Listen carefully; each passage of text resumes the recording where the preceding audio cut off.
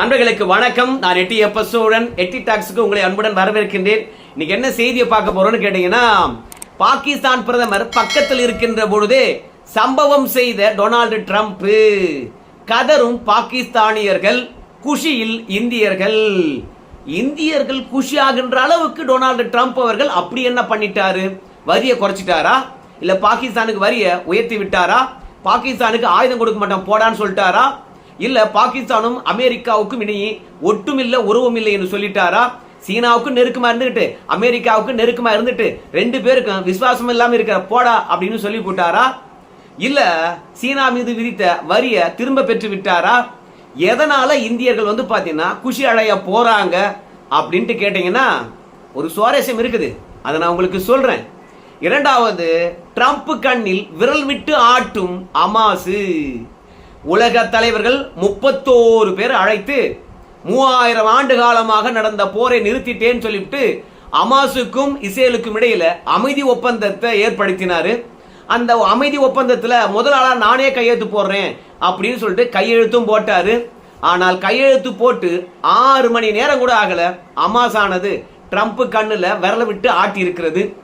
என்னையா, உலக தலைவர்கள் எல்லாம் என்ன பாராட்டி தீர்த்தாங்க, கடைசியில அமாஸ் இப்படி கவுத்துடுச்சே அப்படின்னு ட்ரம்ப் மீடியாவில் கதறி இருக்கின்றார். அமைதி ஒப்பந்தம் என்னாச்சு? அமாஸ் ட்ரம்ப் கண்ணுல எதற்காக விரல விட்டு ஆட்டி இருக்குது என்ற விஷயத்தை நாம சேர்த்தே பார்க்க வேண்டியது இருக்குதுங்க. முதல்ல பாகிஸ்தான் பிரதமரை பக்கத்திலே வச்சுக்கிட்டு ட்ரம்ப் செய்த சம்பவம், குஷியில் இந்தியர்கள். நம்ம ஏற்கனவே பேசியிருந்தோம். அமாசுக்கும் இஸ்ரேலுக்கும் இடையில அமைதி ஒப்பந்தம் 31 நாட்டு தலைவர்கள் வந்திருக்கின்றார்கள். அந்த தலைவர்கள் தான் பாத்தீங்கன்னா உலகத்திலே சிறந்த தலைவர்கள், வல்லரசு நாடுகள், எங்க நாடுகள் அப்படின்னு மமதை கொண்ட தலைவர்கள் வந்திருக்கின்றார்கள். அந்த தலைவர்கள் எல்லாம் பாத்தீங்கன்னா ட்ரம்ப் அவர்கள் பாராட்டி பேசுவாரு அப்படின்னு நினைச்சாங்க. ரெண்டாவது, இஸ்ரேலுக்கும் அமாசுக்கும் இடையில அமைதி ஒப்பந்தம் ஏற்படுவதற்கு இந்த நாட்டு தலைவர்கள் எப்படி ஒத்துழைப்பு நல்கி இருக்கின்றார்கள், இனிமே இவர்கள் எப்படி ஒத்துழைக்க போகின்றார்கள், அமைதி அப்படியே தொடர்வதற்கு அப்படின்னு ட்ரம்ப் பேசுவார்னு நினைச்சாங்க. ஆனால் மற்ற நாட்டு தலைவர்கள் எல்லாம் பிரசிடென்ட்டுகளே, பிரைம் மினிஸ்டர்களே அப்படின்னு பேசிக்கிட்டே வந்த டொனால்டு ட்ரம்ப் அவர்கள் நம்ம மோடி அவர்களை பற்றி குறிப்பிடுகின்ற பொழுது, இந்தியா சிறந்த நாடு, என்னுடைய சிறந்த நண்பர் மோடி உச்சபட்ச அதிகாரத்தில் இருக்கின்றார், அற்புதமான பணிகளை செய்து கொண்டிருக்கின்றார், இந்தியாவும் பாகிஸ்தானும் அமெரிக்காவால இன்னும் நிறைய பலன்களை அனுபவிக்க போகுது, ஏங்க உண்மைதானுங்கள அப்படின்னு பக்கத்தில் இருந்த பாகிஸ்தானுடைய பிரைம் மினிஸ்டர் ஷபாஸ் ஷெரீப் கிட்ட டொனால்டு ட்ரம்ப் கேட்கிறார். இப்போ ஷபாஸ் ஷெரீப் அவர்கள் என்ன பதிலை சொல்லுவாரு டொனால்டு ட்ரம்ப்புக்கு? ஏன்னா வெள்ளை மாளிகையினுடைய காவல் நாயாக மாறி போயிருக்கக்கூடிய பாகிஸ்தானுடைய பிரைம் மினிஸ்டரும் அந்த நாட்டு ராணுவப்படை தளபதிகளும் ட்ரம்ப் என்ன சொல்றாரோ அதுக்கு தலையாட்டித்தான் ஆகணும். அதனால என்னுடைய பெஸ்ட் ஃப்ரெண்டு மோடி தானுங்களே அப்படின்னு சொல்லும் போது ஷபாஸ் ஷெரீப்பை பொறுத்த வரைக்கும் ஆமா ஆமான்னு சிரிச்சுக்கிட்டே சொல்றாரு. ஸோ இது பாகிஸ்தான்ல ஒரு புயலையே கலப்பும். ஏன்னா ஏயா ஒரே மாதத்துல கிட்டத்தட்ட 4 முறைக்கு மேலாக ட்ரம்ப்பை சந்திச்சிருக்கீங்க, 3 முறைக்கு மேலாக அமெரிக்கா போயிருக்கீங்க. ஆனாலும் பாகிஸ்தான் சிறந்த நாடு என்று சொல்லல, பாகிஸ்தான் பிரதமரும் பாகிஸ்தான் ராணுவப்படை தளபதியும் சிறந்த நண்பர் என்று சொல்லல. ஆனா மோடியை மட்டும் என்னுடைய சிறந்த நண்பர் என்று சொல்றாருன்னா நீங்க என்னையா அமெரிக்கா கிட்ட வெளியுறவு கொள்கையை வளர்த்திருக்கீங்க அப்படின்னு பாகிஸ்தானுக்காரன் சொல்லத்தான் போறான். ஆனால் பாகிஸ்தான்காரங்களை ட்ரம்ப் புகழவே இல்லையா அப்படின்னு சொல்லுகின்ற போது, என்னுடைய சிறந்த ராணுவப்படை தளபதி யாருன்னு கேட்டீங்கன்னா இந்த அசிம் முனீர் தான் அப்படின்ற பாராட்ட தெரிவித்திருக்கின்றார். ஆமா, ட்ரம்ப்னுடைய வெள்ளை மாளிகைய ஜாக்கிரதையா காவல் காக்கின்ற நாய் போல இருக்கிறான் பாகிஸ்தானுடைய ராணுவப்படை தளபதி அசிம் முனீர். அதனால அந்த நாட்டுடைய சிறந்த தலைவர் என்று சொல்ல போறாங்களா, இல்ல ட்ரம்ப்னுடைய சிறந்த நண்பன் என்று சொல்ல போறாங்களா, இல்ல அமெரிக்காவுக்கும் பாகிஸ்தானுக்கும் இடையில நட்புறவு இருக்குதுன்னு சொல்ல போறாங்களா? அதெல்லாம் விட்டுட்டு என்னுடைய சிறந்த ராணுவப்படை தளபதி யாருன்னு கேட்டீங்கன்னா அசிம் முனீர் அப்படிங்கிறார். அப்படி சொல்றதுடைய உள்நோக்கம் என்னன்னு கேட்டீங்கன்னா, எங்க நாட்டுல எத்தனையோ ராணுவப்படை தளபதி இருக்காங்க, அவங்களை விட சிறந்தவர் அசிம் முனீர். அந்த அளவுக்கு தான் நான் மதிக்கிறேன். ஒரு ராணுவ வீரர், ராணுவப்படை தளபதி, அவ்வளவுதான். இவங்கெல்லாம் சர்வதேச கொள்கையை வகுக்க போகின்ற சிறந்த தலைவர்களும் இல்ல. அதனை தாண்டி இன்னைக்கு ஹமாஸுக்கு இஸ்ரேலுக்கும் இடையில அமைதி ஒப்பந்தத்தை ஏற்படுத்தக்கூடிய முக்கிய பங்களிப்பை பாகிஸ்தான் செய்யவும் இல்ல, பாகிஸ்தான் தலைவர்களும் செய்யவும் இல்ல. இவங்களுக்கு ஏன் அந்த கிரெடிட்டை கொடுக்கணும் அப்படின்னு சொல்லிவிட்டு அங்க எத்தனையோ தலைவர்கள் இருந்தாலும் மோடியை மட்டும் என்னுடைய பெஸ்ட் ஃப்ரெண்டு, அது மட்டும் இல்ல உலகத்திலேயே பெஸ்ட் கண்ட்ரி இந்தியா அப்படின்னு சொல்லியிருக்கின்றார். 31 நாட்டு தலைவர்களும் உள்ளமானது கருகி இருக்கும். பாகிஸ்தான் பிரதமரை பக்கத்துல வச்சுக்கிட்டே என்னோட பெஸ்ட் ஃப்ரெண்டு மோடின்னு சொன்னது எப்படி இருந்திருக்கும் ஷபாஷ் ஷெரீப்புக்கு. அது பற்றி நீங்களே கருத்து சொல்லுங்க. அது மட்டும் இல்ல, இந்தியா பெஸ்ட் கண்ட்ரி, அதே மாதிரி பிரதமர் மோடி அவர்களை பொறுத்த வரைக்கும் பெஸ்ட் ஃப்ரெண்டு, எல்லாம் ஓகே தான். ஆனா இந்தியாவுக்கான வரியை பொறுத்த வரைக்கும் நட்பு நாட்டுக்கு போட்டிருக்கிற மாதிரியா போட்டிருக்காரு அப்படின்னு கேட்கின்ற பொழுது, நான் தான் ட்ரம்ப் பத்தி சொன்னேங்களே, அந்த ஆளு புகழ்கின்றான் என்றால் அடுத்தது ஏதாவது பெரிய ஆப்பா வைக்க போறான் அப்படின்றது எல்லாருக்குமே தெரியும். அதனால்தான் நம்ம மோடியை பொறுத்த வரைக்கும் இந்த அமைதி ஒப்பந்தத்துக்கு போகவே இல்லை. ஏன்னா இந்த அமைதி ஒப்பந்தமே ஒரு போர்ஜரி என்று தான் சொல்றாங்க. இஸ்ரேலை பொறுத்த வரைக்கும் அமெரிக்கா ஆயுதம் கொண்டு ஹமாஸ்களை எந்த அளவுக்கு அடித்து உடைக்க முடியுமோ அந்த அளவுக்கு அடித்து உடைத்து நாசம் பண்ணி ஒட்டுமொத்த காசாவையும் இஸ்ரேல் ஆனது கைப்பற்றி விட்டது. தெற்க வடக்க கிழக்க மேற்கு என்று அந்த காசா பகுதி மக்களை ஓட விட்டு கிட்டத்தட்ட 67,000 பேரை கொண்டு இருக்கிறாங்க. கடைசியில் ஹமாஸே பாத்தீங்கன்னா சரணடைகின்ற சூழ்நிலை வந்தாச்சு. ஆயுதங்களை கொடுத்துருக்கிறோம், பணங்களை கொடுத்துருக்கிறோம். காசா இஸ்ரேல் கிட்ட சரணடைந்து விட்டால் அப்புறம் ட்ரம்ப்புக்கு என்ன வேலை இருக்குது? இத்தனை நாளும் இஸ்ரேல் மற்றும் காசா நிறுத்த போறேன் அப்படின்னு சொல்லிட்டு இருப்பது போலியா போயிடுமே. அப்புறம் மத்திய ஆசியா பகுதியில் இஸ்ரேல் தான் கிங் ஆயிடும். பெஞ்சமின் நேத்தன்யாகு தான் பாத்தீங்கன்னா மத்திய ஆசியா பகுதியில் யாரு வல்லமை மிக்கவர் என்று கேட்கின்ற போது பெஞ்சமின் நேத்தன்யாகு தான் அப்படின்னு மத்திய ஆசியா பகுதியில் இருக்கின்ற நாடுகளே சொல்லும். ஆனால் இந்த உலக வழிநடத்தி இருக்கக்கூடிய அமெரிக்க அதிபர்கள்லாம் ஒண்ணும் இல்லாதவர்களா போயிடுவாங்க. அதனால பெஞ்சமின் நேத்தன்யாகு அவர்களை பொறுத்த வரைக்கும் காசா பகுதியில் இருக்கக்கூடிய ஹமாஸ்கள் சரணடைந்து விடக்கூடாது, ஆயுதங்களை போற்றக்கூடாது. அதுக்கு முன்பாக ஓடி போய் ஒரு 20 சிறப்பு திட்டத்தை உருவாக்கி, ஏன்பா அதெல்லாம் ஏத்துக்கிறீங்களா, 2 பேரும் அமைதிக்கு திரும்புறீங்களா அப்படின்னு உண்மையாகவே அமைதி ஒப்பந்தத்தை ஏற்படுத்தின மாதிரி ஏற்படுத்தி 3000 ஆண்டு கால போற 31 பிரதிநிதிகளுக்கு முன்பாக அழகா முடிச்சு போட்டேன். என்ன மாதிரி தலைவர் இருக்க முடியுமா அப்படின்னு ட்ரம்ப்னுடைய ஊதுகோலா இருக்கக்கூடிய முக்கிய தலைவர்களை வச்சு ட்ரம்ப் பாராட்டு பத்திரம் வாசித்துக்கிட்டாரு. இப்படி சரணடைகின்ற ஹமாஸ போய் சமாதானப்படுத்தினே என்று சொல்லுகின்ற ட்ரம்ப்னுடைய போலித்தனத்துக்கு அங்கீகாரம் கொடுக்க கூடாது என்பதற்காகத்தான் நம்ம மோடியை பொறுத்த வரைக்கும் காசா இஸ்ரேல் ஒப்பந்தத்துக்கு போல. இருந்தாலும் நம்ம நாட்டு பிரதிநிதியாக கீர்த்திவர்சன் போனாருங்க, மத்திய வெளியுறவுத்துறை இணையமைச்சர். சோ அந்த இடத்துல தான் நம்ம மோடியை புகழ்ந்தாரு, நம்ம நாட்டை புகழ்ந்தாரு டொனால்டு ட்ரம்ப் அவர்கள். சீனாவுக்கும் அமெரிக்காவுக்கும் முட்டுகிச்சு. உங்க எல்லாருக்குமே தெரியும், வர்த்தக போர் உச்சம், டாலர் மதிப்பு வீழ்ச்சி, உலக அளவுல பொருளாதார நிச்சயமற்ற தன்மை.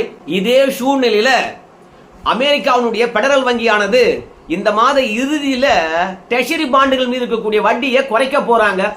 இப்படி ட்ரெஷரி பாண்டுகள் என்பது எதுன்னு கேட்டீங்கன்னா, அமெரிக்காவுக்கு கடன் கொடுத்தா அதுக்கு உத்தரவாதமாக பாண்டு கொடுப்பாங்க. சோ அந்த பாண்டு மீது அமெரிக்காவுடைய பெடரல் வங்கியானது வட்டியை குறைக்கும். அப்படி வட்டியை குறைச்சா உலக நாடுகளை பொறுத்த வரைக்கும் பாண்டை வச்சுக்கிட்டு நான் கொடுத்த கடனை திருப்பி கொடுறா அப்படின்னு கேட்க போறாங்க. இன்னும் அமெரிக்கானது அழிவை நோக்கி போக போகுது. இப்ப சீனாவை பொறுத்த வரைக்கும் அமெரிக்காவுக்கு ஒரு பெரிய ஆப்பு வச்சிருக்கு. என்னன்னு கேட்டீங்கன்னா, சீனா இடத்துக்கு அமெரிக்கா கப்பல்கள் நிறைய போகுது பொருட்களை ஏத்தின்னு வரதுக்கு. அந்த கப்பல்களுக்கெல்லாம் தாறுமாறான கட்டணத்தை உயர்த்திட்டாங்க.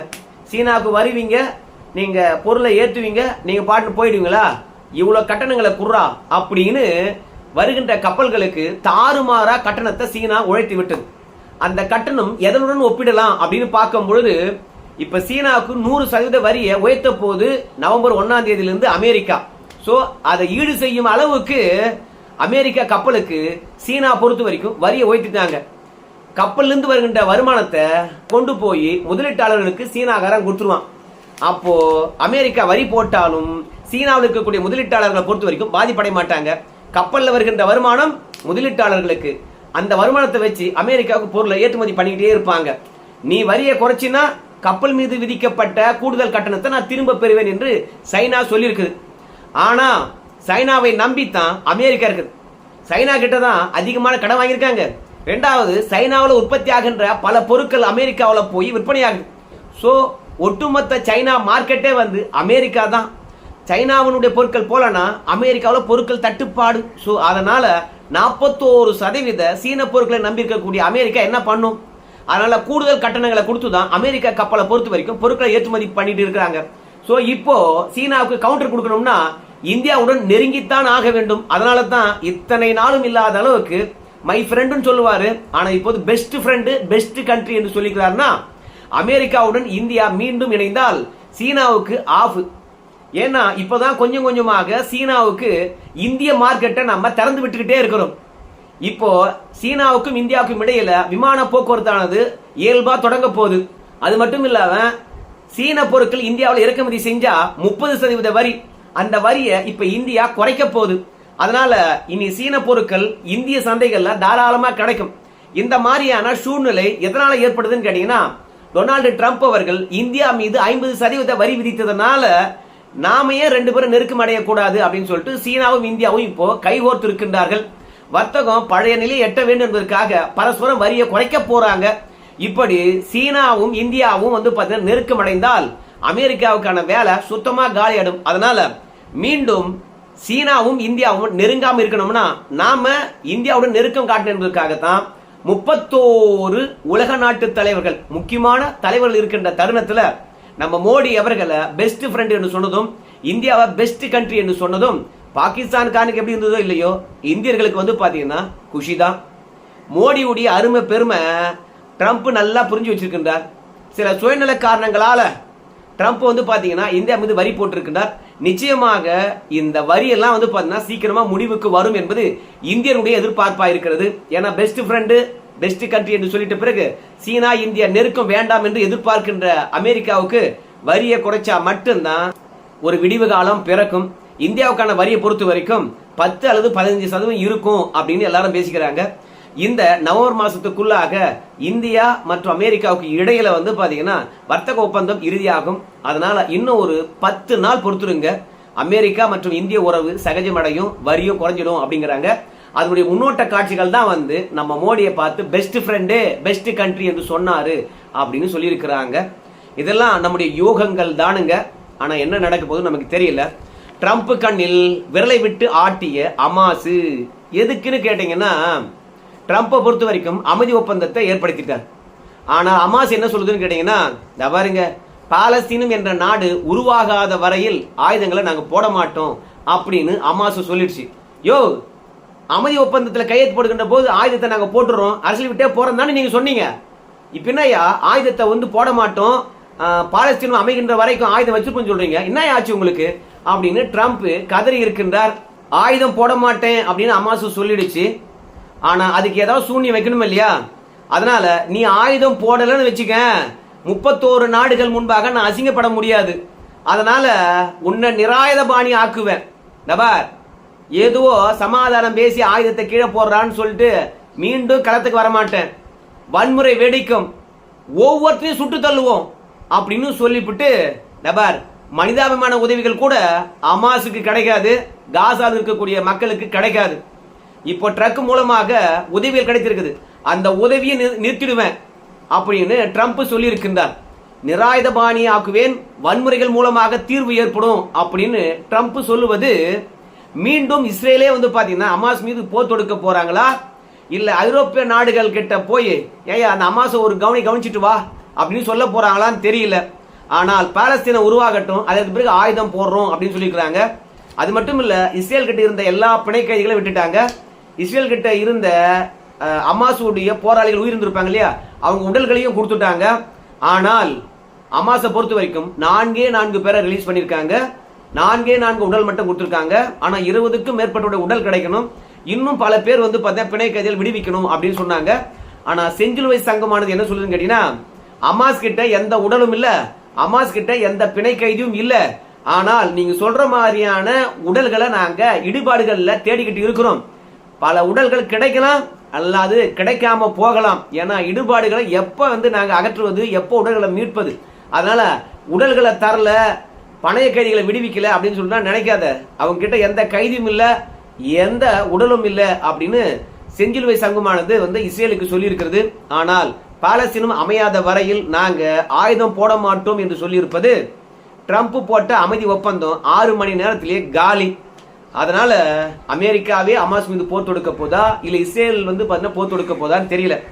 ஹமாஸ் போன்ற ஒரு சின்ன போராளி குழுக்கள் மீது அமெரிக்கா போர் தொடுத்தால் அமெரிக்கா என்ற வல்லரசியை நாங்க எதிர்த்தவங்கடா அப்படின்னு ஹமாஸுக்கு கூடுதலான கிரேஸ் கிடைக்கும்.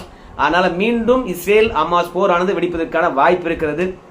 நம்ம ஏற்கனவே சொன்னோம், நம்ம மோடி அவர்களை பொறுத்த வரைக்கும் ட்ரம்ப்பும் ஹமாஸ் தலைவர்களும் இஸ்ரேலிய பிரதமர் பெஞ்சமின் நேத்தன்யாகும் இந்த 3 பேரும் சேர்ந்து போட்ட அமைதி ஒப்பந்தம் ஒரு கூட்டு நாடகம்.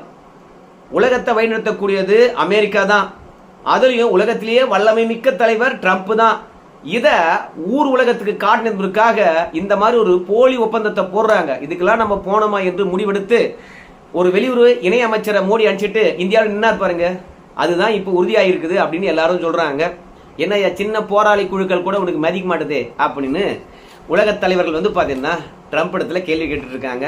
ட்ரம்ப் ஹமாஸை என்ன பண்ண போறார் என்ற எதிர்பார்ப்பு கூடியிருக்குது. பொறுத்து பார்க்கலாம். நன்றி நண்பர்கள்.